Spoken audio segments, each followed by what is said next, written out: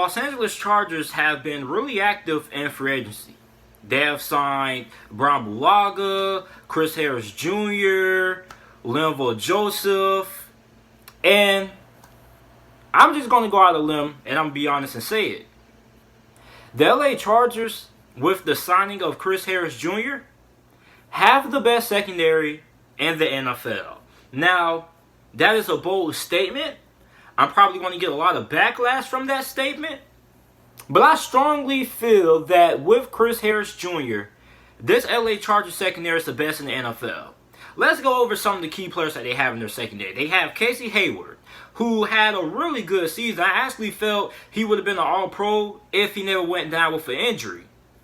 Then you got Derwin James. We know Derwin James is one of the best safeties in all of football. He's one of the most versatile players in the NFL. Then now you add Chris Harris Jr., who is the most underrated player in the NFL. And underappreciated. Look at how Denver treated him. Denver couldn't even give the guy the money that he deserved. Chris Harris Jr. at one point in his career went 2 whole seasons without allowing a single touchdown. Now, I don't know if that's true, but that's what people always say about Chris Harris Jr. Chris Harris Jr. is one of the best cornerbacks in the NFL, top 5 of his position, and he was underappreciated by the Denver Broncos to the fact that they couldn't even give him an extension. The money that he so deservingly deserved.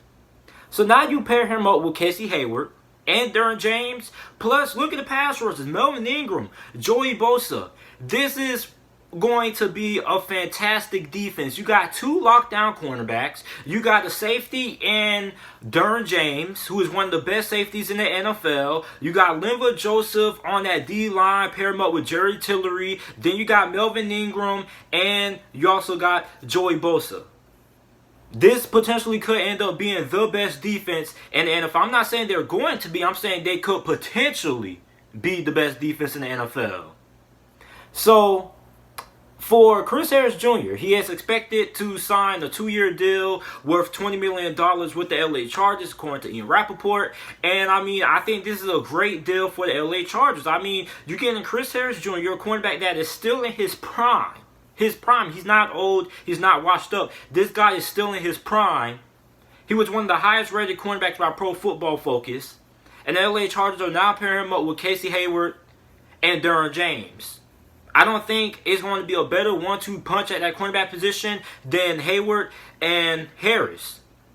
And when you look at it, this team now is built to stop Kansas City.